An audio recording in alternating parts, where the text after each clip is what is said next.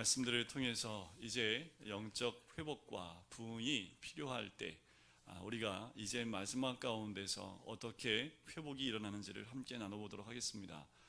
이스라엘 민족이 패망을 하고 바벨론의 포로로 잡혀간 이후에 세 번에 걸쳐서 돌아오는 역사가 있었습니다. 그 세 번의 돌아온 역사는 어쩌면 세 번 다 영적인 회복이 있었던 때가 아닐까라는 생각이 듭니다. 첫 번째 돌아왔을 때는 그 리더가 스룹바벨이었습니다. 이 첫 번째 무리가 돌아와서 했던 것은 무엇이냐면 하나님의 성전이 완전히 무너졌고 그리고 더럽혀졌기 때문에 이것을 깨끗하게 치우고 또 그것을 회복하고자 하는 그 갈망함과 열정이 가득했었습니다. 성전의 기초를 놓았습니다. 그런데 이미 성전의 그 크기와 그 모든 모양을 알 수 없었기 때문에 성전의 크기가 이전에 솔로몬 때보다 굉장히 작았지요. 그래서 그것을 봤던 어르신들은 슬피 울기 시작을 합니다. 젊은 사람들은 성전이 그 터가 잡히는 것을 보고 하나님께 찬양하며 기쁨의 노래를 불렀던 장면이 에스라서에 등장을 하지요. 그와 동시에 성전의 기초를 놓기를 원치 않고 또 성전을 재건하는 것을 방해했던 사람들이 등장을 합니다. 그 순간부터 이 성전을 재건하는 일이 16년 동안 멈춰지게 되지요. 학개와 스가랴를 통해서 하나님이 말씀을 주기까지 16년 동안 그 신앙 부흥이 멈춰져 있게 됩니다. 첫 번째 귀환 후에 80년이 지나서 에스라 통해서 제2차 포로 귀환이 일어나게 됩니다. 그것이 에스라 7장부터 10장 사이에 기록되어져 있는 말씀입니다. 에스라가 하나님을 잘 섬기는 사람이었다는 것은 오늘 본문 말씀에도 보면 등장을 하지요. 제사장 겸 학사라고 표현을 합니다. 두 가지 직분을 다 감당했던 사람이 이 에스라라는 사람입니다. 하나님은 그를 귀한 자들의 생활에 커다란 변화를 야기시키는 도구로 이 에스라를 사용하게 되지요. 에스라의 삶의 핵심은 에스라서 7장 10절에 보면 이런 말씀이 있어요. 여호와의 율법을 연구하여 준행하며 율례와 규례를 이스라엘에게 가르치기로 결심하였다라는 말씀이 있습니다. 이 에스라는 그 삶의 중심이 말씀을 연구할 뿐만 아니라 그 말씀대로 행하며 그와 똑같이 살 수 있도록 사람들에게 알려주고 함께 그렇게 살아가려고 했던 사람, 그렇게 마음으로 결정을 했고 그렇게 준비했고 실제로 그렇게 살았던 영향력이 있었던 사람이 이 에스라라는 사람입니다. 말씀을 연구하는 것으로만 끝나는 것이 아니라 그 말씀대로 순종해서 살았던 사람이지요. 그래서 이 사람은 그 말씀 가운데 이런 말이 덧붙여서 나옵니다. 하나님의 선한 손의 도우심이 그에게 있었다라는 말씀들이 덧붙여서 나와요. 하나님의 말씀을 연구할 뿐만 아니라 그 말씀에 순종하니 하나님의 손이 그 위에 있을 수밖에 없는 거지요. 자, 유대인들과 함께 예루살렘으로 돌아가도록 허락했을 때 아닥사스다 왕에 의해서 명령이 떨어집니다. 하나님 말씀을 공식적으로 연구할 수 있도록 허락을 하고 또한 그 너의 명령에 따라 하나님 말씀대로 순종하여 살아갈 것을 이렇게 권장하고 또 명령할 수 있는 그 권위를 이 에스라에게 주게 됩니다. 그래서 에스라가 두 번째 포로 기환에 함께 올 사람들 굉장히 작은 숫자였습니다. 그 숫자들과 함께 아와 강가에 이르렀어요. 그런데 에스라는 그 백성들과 거기에 사흘 동안 머물면서 기도하고 금식하기 시작을 합니다. 왜냐하면 돌아가는 길이 넉넉지 않습니다. 돌아가는 길 가운데 많은 도적도 있고요, 많은 어려움이 있습니다. 그런데 이 바벨론 왕에게 공식적으로 요청도 하지 않았습니다. 분명히 왕에게 요청하면 보호할 수 있는 군대를 보내줬을 텐데 이 에스라는 그 눈에 보이는 군대에 의지하지 않았습니다. 그리고 바로 떠나기 직전에 그 아와 강가에서 모든 사람과 함께 사흘 동안 기도하고 금식하면서 이렇게 하지요. 에스라 8장 21절에 보면 하나님 앞에서 스스로 겸비하게 하였다라고 합니다. 그래서 하나님은 그의 선을 위하여 그들 위에 놓으셨다라고 이야기를 하지요. 자, 에스라와 느헤미야 사이를 보면 거기 하나님의 손이라는 표현들이 많이 나오는데요. 이 하나님의 손이라는 그 표현은 몇 가지 의미가 있습니다. 첫 번째는 그들을 안내한다라는 의미가 있습니다. 포로에서 들어오니까 길을 안내해야 되겠죠. 또 하나는 지켜준다, 보호해준다라는 의미가 있습니다. 돌아올 때 어떤 군인이나 지켜줄 수 있는 어떤 무장이 되어 있는 상태가 아니기 때문에 어떠한 공격에도 쉽게 노출될 수 있는 위험한 가운데 있기 때문에 하나님의 손이 함께 있다는 것은 그들을 지켜준다라는 거지요. 아멘 하세요. 이런 건 잡으셔야죠. 하나님의 손이 우리를 어떻게 한다고요? 안내하고 그리고 지켜주신다라는 겁니다. 그래서 우리가 세상을 의지하지 않고요, 눈에 보이는 힘 있는 자를 의지하지 않고 여호와 하나님을 의지할 이유가 여기에 있는 것이요. 또 하나의 의미가 있다면 공급해 주시는 은혜가 있다라는 겁니다. 이들이 굉장히 먼 거리로 올 때 이스라엘 민족을 광야에서 40년 동안 먹을 것을 공급해 주셨듯이 여호와의 손이 함께 하신다는 것은 그들에게 공급해 준다라는 의미가 있습니다. 또한 이런 뜻도 있습니다. 힘을 더해 주신다라는 의미가 있어요. 여호와의 손이 함께 한다는 말은 그들에게 힘을 더해 준다. 여러분들 머리 위에 하나님의 손이 임하시길 주님 간절히 축원드립니다. 네 가지를 제가 말씀드렸는데 기억하세요. 안내하시고 지켜주시고 힘을 더해 주시고 공급해 주시는 그 하나님이 여호와의 손길이 임한다라는 겁니다. 어떠했을 때요? 세상을 의지하지 않고요, 하나님 명령에 따라서 모든 것 내려놓고 하나님의 땅으로 돌아올 때, 그때에 하나님의 거룩하신 그 손이 임하게 된다라는 거지요. 자기가 먹고 살 수 있었고 평안히 누릴 수 있는 그 땅을 포기하고 하나님이 허락하신 그 약속의 땅, 허허벌판 같고 모든 것이 무너진 그 땅, 약속 하나만, 말씀만 붙잡고 오는 그들에게 여호와의 손은 떠날 수 없는 거지요. 에스라는 군사적인 호의 없이 안전하게 도착하게 됩니다.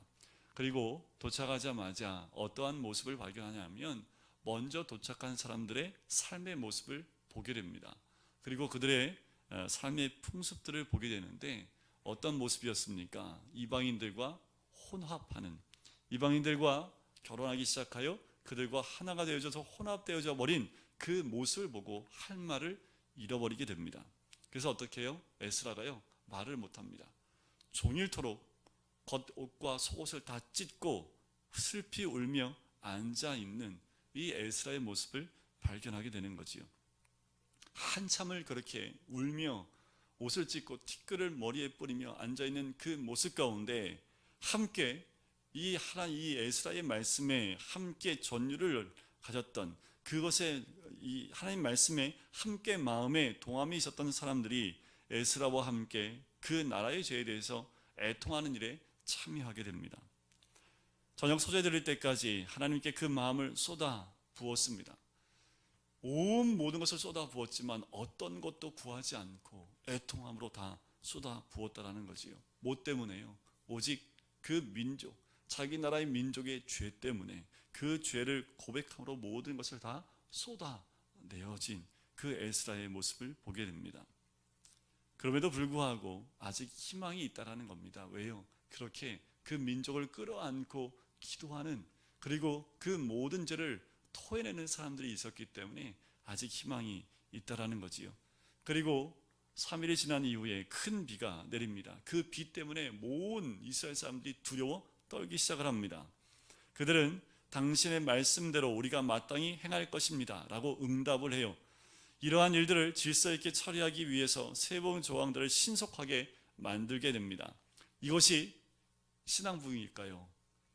신앙부흥이라고 한다면 조금 부족한 것이 있습니다.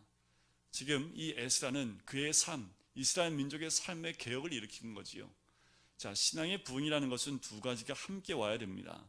그런 외적인 변화뿐만 아니라 마음과 내적 성향에 영향을 미치는 것, 이 두 가지가 함께 어우러져야 된다는 거지요. 그런데 이번 신앙부흥에서 이상에 빠져 있는 것은 백성들의 마음에 미치는 영향력이 기록되지 않았다라는 거예요. 아마도 마음에 영향이 있었겠지만 겉으로는 드러나 이것이 말씀과도 표현되지 않았기 때문에 어떤 사람은 이것이 신앙부흥이 아닐 수 있다고 하지만 그들에게 나타난 모든 증거를 보면 신앙부흥의 하나의 모습이기도 합니다. 자, 이제 오늘 우리가 봤던 느헤미야 말씀 가운데 세 번째 기환이 있었지요. 주전 445년에 이루어졌는데요. 학개와 스가랴에 의해서 성전이 다시 건축이 되어지고 정확히 75년 뒤에 그리고 이 느헤미야를 통해서 다시 3차 기환이 이루어지게 됩니다. 그때 그 상황이 어떤 상황이었냐면 느헤미야는 직업이 뭐였습니까? 왕의 술 맡은 관원장이었습니다. 굉장히 높은 위치에 있는 사람입니다. 근데 어느 날 자기 형제가 이 예루살렘을 갔다 와서 들은 이야기를 듣습니다. 모든 이 예루살렘 성이 파괴되어지고 완전히 험악한 그 모습으로 완전히 패망한 모습으로 가 있는 그 모습을 듣고 난 다음에 느헤미야가 울며 기도하기 시작하고 금식하기 시작합니다. 오랜 시간 금식하고 기도하기 시작을 해요. 자기 민족과 하나님이 약속하신 그 땅 예루살렘 성을 향하여 보호받지 못하고 또 침략당하여 깨어지고 있고 또 부서지고 있는 그 민족을 향해서 느헤미야가 기도하기 시작을 합니다. 하나님께 아뢰기 시작을 합니다. 그 기도하는 동안 하나님께서는 느헤미야의 마음 가운데 해결의 신발을 넣어주는 거지요. 바로 왕에게 이 모든 것을 간청할 수 있는 계획을 주신다라는 겁니다. 느헤미야가 그냥 금식하고 기도하기만 했던 사람이 아니라 어떻게 돌아가서 회복시킬지에 대한 뚜렷한 계획을 갖고 있었던 사람이라는 거예요. 어떻게 알 수 있냐면 느헤미야 2장에 보면 아닥사스담이 묻습니다. 내 얼굴에 왜 이렇게 수심이 가득 찼느냐 라고 했을 때에 그가 서슴없이 이야기를 던지는 것을 보면 바로 모든 계획을 마음에 품고 있었고 모든 생각을 그 마음에 품고 있었다는 것을 알 수 있습니다. 실제로 예루살렘의 문제를 돌볼 사람이 필요했는데 바로 그 사람은 느헤미야밖에 없었다라는 겁니다. 느헤미야는 그렇게 위치도 능력도 기도하는 사람으로 영육 간에 그 모든 것이 완벽하게 채워진, 또 하나는 자기 민족에 대한 안타까운 마음을 가진 그 모습까지 완벽하게 그 이스라엘 민족을 위해서 그 예루살렘 모든 문제를 해결할 수 있는 사람으로 준비되어진 한 사람이라는 거지요. 느헤미야는 성령에 의해 감동되어서 그렇게 매 순간순간 말하는 사람이 됩니다. 그래서 세 번째 귀환하는 무리들과 함께 돌아와서 성벽을 재건하기 위한 계획을 세웠습니다. 어떠한 반대에 직면했는가도 느헤미야의 서에 잘 적혀져 있습니다. 그가 제일 먼저 왔을 때 그 성을 다 돌아보지요. 그리고 체계적으로 준비하면서 작업을 했는데 며칠 만에 이 성벽이 재건이 됩니까? 딱 52일 만에 성벽이 완벽하게 재건이 됩니다. 사람의 능력으로 할 수 있었을까요? 이것은 하나님의 도움의 손길이 있었기 때문에 가능한 거지요. 그 하나님의 도움의 손길은 그것을 행하고자 하는 느헤미야의 그 리더십 가운데에도 함께 있었다는 겁니다. 느헤미야서의 중심적 위치를 점유하고 있는 그 장을 보면 오늘 본문부터 나오는 8장부터 10장까지 내용입니다. 백성들의 영적인 상태에 대한 문제를 다루고 있는 부분이 이 8장부터 10장까지 내용입니다. 자, 이 성벽을 다 재건하고 이제 마침내 모든 것을 봉헌하기 위해서 사람들이 모입니다. 그러나 이보다 먼저 살펴봐야 될 일이 있다라는 거지요. 이들이 성벽을 다 재건하여 완벽하게 이제 성전을 복원을 성벽을 재건을 했지만 이들 가운데 더 알아봐야 될 것은 그 내적인 모습입니다. 영적 생활이 어떠했는지, 영적 생활의 회복이 필요했던 거지요. 그러한 생활은 오직 여호와로부터만 다시 회복될 수 있습니다. 그 근거는 말씀과 기도와 고백, 그리고 하나님 앞에서 겸손하게 됨, 그리고 사악한 길에서 철저하게 되돌아섬이라는 이 여러 가지가 복합적으로 연결이 되어야지만 이 영적 생활이 회복될 수 있는 거지요. 그들 스스로 다시 성결하게 하는 일이 가장 필수적인 일이었다라는 것을 이 느헤미야는 압니다. 그래서 어떻게 해요? 에스라와 느헤미야가 함께 이 일을 감당해 나갑니다. 느헤미야는 성벽을 재건하는 그 리더십이 있었지만 실제로 말씀을, 그들의 영적인 부분을 채우는 것은 느헤미야의 역할이 아니라 학사 겸 제사장이었던 이 에스라의 역할이었던 거지요. 나팔절이 가까이 왔습니다. 느헤미야의 지도력 가운데 이제 나팔절이 가까이 와서 성회로 백성들을 불러 모읍니다. 그것이 8장 첫 부분의 1절에 나오는 그 내용이기도 하지요. 에스라와 느헤미야는 그 땅의 백성들이 돌아올 때 그들이 이끌고 돌아와서 행정적인 안내를 줄 때 그랬던 것처럼 영적인 갱신도 그들에게 안내를 합니다. 특별히 8장은 하나님의 일에 대한 가장 기쁘고 극적인 기념 행사가 적혀있는 부분인 것 같아요. 왜냐하면 이 나팔절 절기에 있었던 하나님의 놀라운 역사가, 이들의 모든 것을 회복하는 귀한 은혜가 적혀져 있기 때문에 그렇습니다.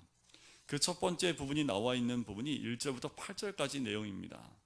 성읍 둘레에 방어벽을 쌓는 것보다 더 중요하고 절박한 필요가 있는데 그것은 이들의 마음과 가슴이 살아계신 하나님 안에서 지켜져 있어야 된다라는 겁니다.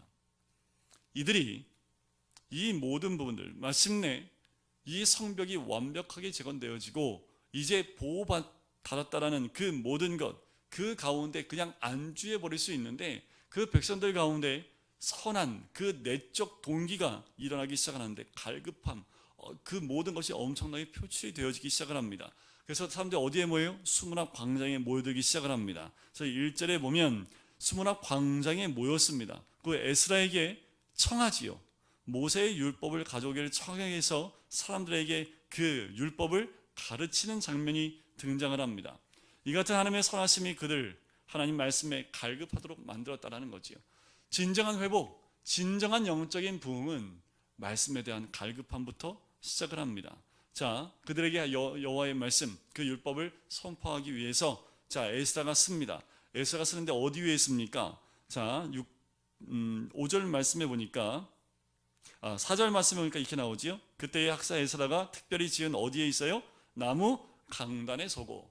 강대상이 처음으로 등장하는 부분이지요. 신구약을 통틀어서 이 강단 세워졌다는 얘기는 여기밖에 안 나옵니다. 뭐로 세워졌다고요? 나무로 세워졌다고요. 그래서 다 나무로, 요새는 뭐 크리스탈로도 많이 하는데 크리스탈이 나오기 전까지는 이 나무로 저희가 하게 됐습니다. 그 나무로밖에 만들 수밖에 없지요. 자, 이 강대상 위에서 사람이 에스라가 쓰게 됩니다. 더 재밌는 건 뭐냐면 13명의 세상이 나오는데, 자, 왼쪽에 6명이 쓰고요, 오른쪽에 7명이 섭니다. 에스라 위시에서 왼쪽과 오른쪽에 6명과 7명이 쓰면서 13명이 이 에스라의 중심으로 양옆으로 늘어서기 시작을 합니다.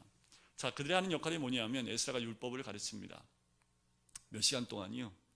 6시간이요. 새벽부터 정오까지니까 6시간 동안 말씀을 선포하는데, 그 옆에 있던 레위인들이 했던 건 뭐냐면 그 율법이 선포되어질 때 그들을 모아서 다시 그 율법이 무슨 의미인지 해석해주는 역할을 했던 사람들이 그 13명의 레위인들이었습니다. 그 율법을 선포하고 나면 잘 이해가 안 가요. 그러면 이 레위인들과 함께 이 모습을 보니까 이런 거지요. 제가 말씀을 주일마다 선포하면 공동체별로 들어가서 리더들과 함께 말씀을 나누는 모습이 이 모습이 아닐까라는 생각이 듭니다. 그래서 이번 주일부터 공동체 리더들을 양옆에 세워놓고 말씀을 전할까 하면 다 도망가시지 않을까 하는 생각이 들어서 그렇게는 하지 않겠지만 이 모습이 참 보기 좋더라고요. 이 에스라 혼자서만 하는 것이 아니라 에스라는 6시간 동안 강대상 위에서, 이 강단 위에서 말씀을 선포하면 모든 백성들이 말씀이 선포될 때 다 일어나요. 이 말씀 전하는 사람만 일어나는 것이 아니라, 이 레위인들 13명만 일어선 것이 아니라 모든 백성이 다 일어섭니다. 일어서서 6시간 동안 말씀을 들어요. 그리고 6시간 동안 말씀을 들으면서 뭐라고 화답을 해요? 아멘, 아멘 이라고 화답을 합니다. 그리고 그 뜻이 무엇인지 모를 때는 어떻게 합니까? 이 13명의 레위인들을 통해서 말씀을 깨닫기 시작을 한 거지요. 말씀의 기갈이었던 그 사람들에게 말씀의 뜻이 들어가기 시작을 합니다. 말씀을 깨닫기 시작을 합니다. 그러니까 어떻게 해요? 그 마음에 샘솟는 기쁨들이 일어나기 시작을 하는 거지요. 성공에 위한 위대한 공식입니다. 성경을 통하여 나아가고 같은 정도의 집중력으로 성경 본문에 충실한다면 신앙부흥이 올 수밖에 없는 거지요. 뭐냐면 전하는 자는 말씀에 매여서 말씀을 선포합니다. 듣는 사람은 그 말씀에 귀를 기울여 충실하게 그 말씀을 다 가슴에 담는 거지요. 이것이 맞아 떨어질 때 그때 성공에 대한 말씀에 또한 신앙 부흥의 성공이 이루어질 수 있다는 겁니다. 말씀 전하는 자가 말씀 놔두고 딴 데 갔다가 자꾸 들어오면 이것도 안 되는 거지요. 말씀 전하는 자는 말씀에 매여서 말씀을 전하는 거고, 듣는 사람은 어떻게 해요? 더 집중해서 그 말씀이 그러한가 베레아 사람들처럼 상고하고, 모르면 끝나고 와서 또 물어보고, 그것이 어떠한 의미인지 또 깨닫지 못하면 또 와서 물어보고, 그 말씀의 의미를 깨닫는다라는 거지요. 하나님 말씀에 등장은 단지 빛만을 주는 것이 아니라 커다란 기쁨도 가져왔지요. 그 기쁨은 어떤 기쁨입니까? 용서받음의 기쁨이기도 합니다. 하나님 말씀이 읽혀지고 선포되는 것을 들으면서 백성들은 뭐에 대한 깊이를 확신하냐면은 그 말씀 안에서 죄에 대한 깊이를 알기 시작을 합니다. 죄를 깨닫기 시작을 하지요. 어떻게 하겠습니까? 죄를 깨닫고 나니까 이 사람들이 어떤 반응을 보였습니까? 9절에 보세요. 백성이 율법의 말씀을 듣고 다 우는지라 하는 거지요. 애통하여 울기 시작했다라는 겁니다. 이들에게 이 죄로 인한 그 심판에 대한 불길한 생각을 일으킬 수밖에 없는 겁니다. 우리가 또 죄를 졌구나. 우리의 선진처럼, 우리의 조상들처럼 우리가 똑같은 죄를 또 지고 있었구나. 그럼 어떻게 돼요? 조상들처럼 또 그 심판 가운데 들어갈 수밖에 없다는 그런 마음이 들 수밖에 없는 거지요. 그러니까 어떻게 해요? 울기 시작을 합니다. 하나님 앞에서, 말씀 앞에서 울기를 시작을 해요. 울기 시작하면 된 겁니다. 하나님 말씀 앞에서 울기 시작하면 그들이 하나님 앞에서 멋대로 행했던 것에 대해서 진정한 슬픔을 느껴서 울었다면 회복이 있는 겁니다. 가만히 보면요, 우리의 영적 회복은 눈물에서부터 시작되는 게 아닐까라는 생각이 들어요. 예수를 만나는 것도요, 눈물로부터 시작을 합니다. 예수 만날 때, 처음 딱 만났을 땐 항상 느끼는 건 뭐냐면 내 죄입니다. 그 죄 때문에 죽으신 예수님을 우리의 가슴에 새기면서 눈물을 흘려요. 또 하나는 기쁨이 몰려오지요. 왜요? 영원히 죽을 수밖에 없는 우리를 예수의 피로 구원받았기 때문에, 용서함 받았기 때문에 오는 그 기쁨이 우리 안에 공존합니다. 슬픔과 기쁨이 공존하는 귀한 은혜를 누리게 되는 거지요. 울다가 웃다가 울면 안 되는데 하루 저녁은 울고 하루 저녁은 웃기도 하고, 이런 경험을 저도 해봤기 때문에 예수님을 만나면 제일 먼저 부각되는 것이 내 죄이지요. 하지만 중요한 것은 우리는 매일 예수님을 만나야 됩니다. 매일 말씀을 통해서 예수 그리스도를 만나면 늘 내 죄에 대해서 겸손하게 하나님 앞에 눈물로 기도할 수밖에 없다라는 거지요. 이런 회개와 우리의 죄로부터 돌아서는 것이 없이는 신앙 부흥이 있을 수 없습니다. 에스라, 느헤미야, 레위인들은 그들에게 더 이상 울지 말라라고 얘기를 하지요. 왜요? 왜 울지 말라고 합니까? 10절에 보니까 느헤미야가 또 그들에게 이르기를 너희는 가서 살진 것을 먹고 단 것을 마시되 준비하지 못한 자에게는 나누어 주라. 왜요? 이날은 성일이기 때문에 그렇습니다. 자, 10절에 그 말이 나오죠. 이날은 여호와의 성일이니 근심하지 말라. 여호와를 기뻐하는 것이 너희의 힘이니라 라고 이야기합니다. 진정한 회개와 함께하는 하나님의 말씀에 신실한 사람은 과분한 기쁨을 낳게 되는 거지요. 이런 종류의 기쁨은 거룩하고 모든 한계를 넘어서는 기쁨인 줄 믿습니다. 이러한 기쁨과 하나님과의 사귐은 백성들로 하여금 그것을 다른 사람들과 나누도록 만들게 됩니다. 여호와의 기쁨은 우리가 용서받았기 때문에, 우리의 선하신 하나님과의 교제를 갖게 되기 때문에 오는 기쁨이지요. 12절을 보실까요? 모든 백성이 곧 가서 먹고 마시며 나누어주고 크게 즐거워하니. 개인적인 기쁨에 머무르는 것이 아니라 공동체가 함께 모여서 교제하는 그 기쁨 가운데 들어갑니다. 오늘 이 본문 말씀에 보면 하나님 말씀에 대한 이해 또는 분별이 이 장의 핵심으로 등장한다라는 거지요. 하나님 말씀을 이해하고 하나님 말씀을 또한 분별하기 시작을 하면 그 마음이 기쁨과 교제가 일어날 수밖에 없다라는 겁니다. 자, 이렇게 된 이들이, 변함없이 하나님 말씀에 대한 분명 가르침 받은 이들이 이제 무엇을 하냐면, 이 나팔절이 했던 일이 뭐냐 하면, 나팔절이 되어지고 초막절로 들어가는 그 과정으로 넘어갈 때에 이들이 초막절이 가까이 왔을 때 무엇을 하냐면 초막을 짓습니다.